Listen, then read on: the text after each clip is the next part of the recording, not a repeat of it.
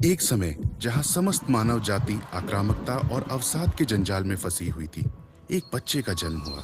4 वर्ष की आयु में उस बालक ने भगवत गीता के श्लोकों का पाठ कर अपने शिक्षकों को चकित कर दिया। बाल्यकाल से ही वो गहरे ध्यान में पाए जाते थे। वो कहा करते थे, ये समस्त संसार मेरा परिवार है और लोग मेरी प्रतीक्षा कर रहे हैं। शिक्षा पूरी करने के बाद आध्यात्मिक एवं प्राचीन ज्ञान के पुनर्जागरण और विस्तार हेतु उन्होंने पूरे विश्व की यात्रा करना आरंभ किया। और फिर 1981 की शरद ऋतु में कर्नाटक के शिमोगा में 10 दिन की गहन ध्यान और मौन साधना के फलस्वरूप सुदर्शन क्रिया का जन्म हुआ। यह एक ऐसी शक्तिशाली श्वसन प्रक्रिया है जिससे तनाव मिट जाता है, साथ ही शारीरिक, भावात्मक और मानसिक स्वास्थ्य को बल प्रदान होता है। आपको इस मुहिम को शुरू करने की प्रेरणा कहाँ से मिली?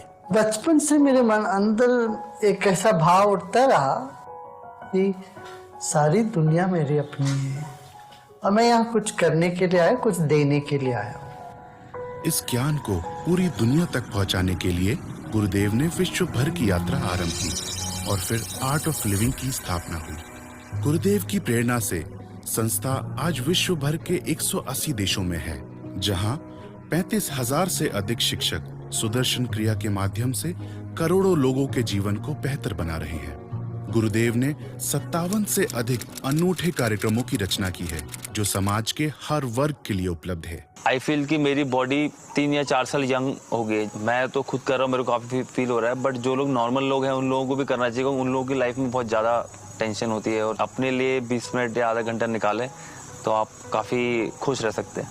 हर इंसान के भीतर वो खूबी है, उसको सिर्फ एक मौका चाहिए वो खिलने के लिए। जब तनाव से मुक्त होता व्यक्ति तो अपने खुद में रम जाता है। गुरुदेव के कार्यक्रमों ने न सिर्फ आंतरिक शांति प्रदान की है, साथ ही हजारों स्वयंसेवकों को समर्थ बनाया है, जो साथ मिलकर एक सुंदर संसार का निर्माण कर रहे हैं। 24 वर्ष की आयु में गुरुदेव ने 180 बच्चों की शिक्षा और देखभाल की जो जिम्मेदारी उठाई थी, वो मुहिम आज 1200 से अधिक स्कूलों में 1 लाख से भी अधिक बच्चों को उत्कृष्ट शिक्षा देने का काम कर रही है। इनमें से कई देश के सुदूरवर्ती क्षेत्रों से अपने परिवार की पहली शिक्षित पीढ़ी है। पहली वाली जो जिंदगी थी, मेरा खाने पीने का भी कुछ व्यवस्था नहीं था, पहनने के लिए कपड़े नहीं थे। और ये वाला जो जिंदगी है, मेरा परिवार को हम अकेले पूरा संभाल लेते हैं। अभी इतना बन गया है। गुरुदेव ने ग्रामीण समुदाय के विकास के लिए ग्रामीण विकास कार्यक्रम की स्थापना की, जहां स्वयंसेवकों ने 1000 से अधिक आदर्श गांव बनाए हैं और सौर ऊर्जा के द्वारा 90,000 से भी अधिक घरों में रोशनी पहुंचाई है। यूथ लीडरशिप ट्रेनिंग प्रोग्राम से दुनिया भर के युवाओं का रूपांतरण हुआ है। अब वे अपने क्षेत्र में सामाजिक और आर्थिक बदलाव ला रहे हैं। मैं पहले बहुत सिगरेट पीता था, शराब के नशे में धुत रहता था, लेकिन क्रिया करने के बाद मैंने सब कुछ छोड़ दिया है। पर्यावरण की रक्षा की मुहिम में आर्ट ऑफ लिविंग ने देश भर में कई नदियों और जलाशयों को पुनर्जीवित किया है, जिससे खासकर सूखाग्रस्त क्षेत्रों में लोगों को राहत मिली है। इस इलाके में पीने का पानी बिल्कुल नहीं था, अब तो भर भर के है। पूरे महाराष्ट्र में जल संचय का जो कार्यक्रम हमने किया, बहुत ही अद्भुत कार्य ये आर्ट ऑफ लिविंग के माध्यम से गुरुजी ने यहाँ पर किया।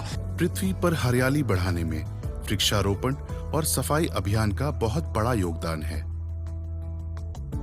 नैसर्गिक खेती को अपनाकर देश भर के किसान आत्महत्या को त्याग, आत्मनिर्भर और कर्ज मुक्त हुए हैं। गुरुजी, आपने किसानों के लिए जो प्रयास किए हैं, उससे हमारे जीवन में खुशियां वापस आई हैं। हम आपके बहुत बहुत आभारी हैं। अगर मुझे गुरुदेव आप नहीं मिलते, आपका ज्ञान नहीं मिलता, तो आज मेरा जीवन बहुत अलग होता। ये बड़े कमाल की बात है कि आप उन लोगों को बदल पा रहे हैं जो आज तक सिर्फ हिंसा में विश्वास रखते थे। क्योंकि अध्यात्म में ऐसा शक्ति है जो जैसे भी कठोर व्यक्ति बाहर से दिखे, उनके भीतर जो लोचवान चेतना है, एक सुंदर व्यक्तित्व है, वो निखर के बाहर आता है। आर्ट ऑफ लिविंग के जेल कार्यक्रमों ने विश्व भर में 8 लाख से भी अधिक कैदियों के जीवन में एक विशाल परिवर्तन किया है। पहले मैं हमेशा हिंसा करने को तैयार रहता था, लेकिन ये कोर्स करने के बाद मैं एक नया व्यक्ति हूँ। अब मैं खुद को लड़ाई झगड़े से दूर रखता हूँ। मुझे अब ये विश्वास है कि मैं भी सेवा कर सकता हूँ और दुनिया को बदल सकता हूँ। गुरुजी, आपके इस प्यार के लिए बहुत बहुत धन्यवाद। अमेरिका में येस फॉर स्कूल्स प्रोग्राम ने ऐसे युवा जो हिंसाग्रस्त क्षेत्रों से आते हैं उन्हें आपराधिक जीवन से बचाया है। मैंने अपने बहन, दादी, परदादा सबको खोया है। मुझे पता नहीं था मेरे दुख को कैसे कम करूं। जब से मैंने योग और ध्यान शिविर शुरू की है, मुझे अब तकलीफ नहीं होती है। अब मैं खुश रहने लगी हूँ। हमने इराक में 16 महीने गुजारे हैं। हमारी यूनिट सबसे लंबे समय तक रही। मैं घायल होकर लौटा था। मेरे पास ना परिवार था ना कोई दोस्त। मैं बिल्कुल अकेला पड़ गया था। जब आप युद्ध से वापस आते हो तो एक आम सिविलियन की जिंदगी शुरू करने में बड़ी तकलीफ होती है। प्रोजेक्ट वेलकम होम ट्रूप्स ने युद्ध से लौटे सैनिकों के अंदरूनी मानसिक घावों को भरने में मदद की है। इनमें से 94% सैनिकों ने पाया कि उनका तनाव और घबराहट कम हुई है और उनकी मानसिक शांति में बढ़ोतरी हुई है। सही मायने में कहूँ तो अब मैं रात को चैन से सो पाता हूँ। मुझे इसके लिए नींद की गोलियां नहीं लेनी पड़ती। इस कार्यक्रम में जो सबसे ज्यादा फायदा मुझे हुआ है वो ये है कि मैंने अपने आप को पा लिया है। जब आप देखते हैं कि उनकी आंखों में चमक वापस आ गई है और पहली बार उन्हें अपने आप में शांत देखते हैं, तब एक टीचर के लिए इससे बड़ा कोई पुरस्कार नहीं हो सकता। चाहे वो मानव निर्मित दुर्घटना हो या कोई प्राकृतिक आपदा, विश्व भर में फैली आर्ट ऑफ लिविंग संस्था के स्वयंसेवक राहत कार्यों में सबसे अग्रणी रहते हैं। शांति दूत के रूप में आपको पूरी दुनिया जानती है और जिस तरह का काम आपने किया है उससे लोग आपसे वास्ता भी रखते हैं। तो क्या वजह है कि जब ऐसा पॉलिटिकल क्राइसिस खड़ी होती है तो आपको बुलाया जाता है? जब कॉन्फ्लिक्ट होती है अक्सर लोग समस्याओं को लेके बैठ जाते हैं। हम उनसे पूछे आपका यह समस्या है, आप बताओ क्या समाधान है। अब हम बैठ के सोल्यूशन के साथ बैठते हैं तो ये कॉन्फ्लिक्ट रेजोल्यूशन में एक नया मोड आ जाता है। देश के सबसे पुराने केस में इस पर सुप्रीम कोर्ट का फैसला आ गया। अयोध्या विवाद को लेकर के ये कह सकते हैं कि लैंडमार्क जजमेंट। गुरुदेव ने दशकों के प्रयास से हर समुदाय से बातचीत करके 500 वर्षों से चले आ रहे राम मंदिर बाबरी मस्जिद विवाद को सुलझा दिया। उनकी मध्यस्थता से एक सौहार्दपूर्ण समझौता हुआ जिसका हिंदू और मुस्लिम दोनों पक्षों ने हृदय से स्वागत किया। सबकी उम्मीद उनके साथ है क्योंकि उनका व्यक्तित्व ऐसा है कि जो मतलब किसी का दिल ना दुखे, किसी को कोई तकलीफ ना हो। ये गुरुदेव किसी धर्म विशेष के नहीं है बल्कि वो एक शांति दूत। इनको लेकर के किसी के मन में कोई शंका नहीं। ये जो काम हुआ है ये बहुत लोगों के सैक्रिफाइस के ऊपर खड़ी है। इसका पूरा क्रेडिट भारत को मिलना है। ये कश्मीर में शांति, अमन, चैन को बहाल करने के लिए गुरुदेव सभी वर्गों को एक साथ लाए, जिससे उनमें विश्वास जगा, शांति हुई और विकास के कई परियोजनाएं शुरू हुई। हमें हमेशा गोली और बंदूक चलाना सिखाया गया था, लेकिन गुरुदेव से मिलकर आर्ट ऑफ लिविंग का कोर्स करके हमें समझ आ गया कि हमने गलत रास्ता चुन लिया था। गुरुदेव के प्रयासों से उत्तर पूर्व भारत के हजारों अलगाववादियों ने अपने हथियार डाल दिए और अहिंसा का मार्ग अपनाया। गुरुदेव की वजह से मेरे जीवन में एक नया मोड़ आया। मुझे ये बात समझ में आ गई है कि बंदूक के जोर पर आजादी नहीं मिल सकती। जब तक हम सब इकट्ठे नहीं होते प्रगति असंभव होता है। तो इसलिए एक बार नहीं लाखों बार हम कोशिश करने के लिए तैयार है। जब तक सिद्ध नहीं होता हम लगे रहेंगे। प्रेम और भाईचारा का एक संदेश देते रहना हमारा स्वभाव में है। इस साल 23 जून का दिन कोलंबिया के इतिहास में बड़ा महत्वपूर्ण होगा। गुरुदेव के प्रयासों से फार्क और कोलंबिया सरकार के बीच 52 वर्ष से चला आ रहा खूनी संघर्ष समाप्त हो गया। हमें आशा है कि हम कोलंबियन जल्द ही गांधी जी के अहिंसा के सिद्धांतों को अपना सकेंगे। हम गुरुदेव के साथ पूरी तरह सहमत हैं।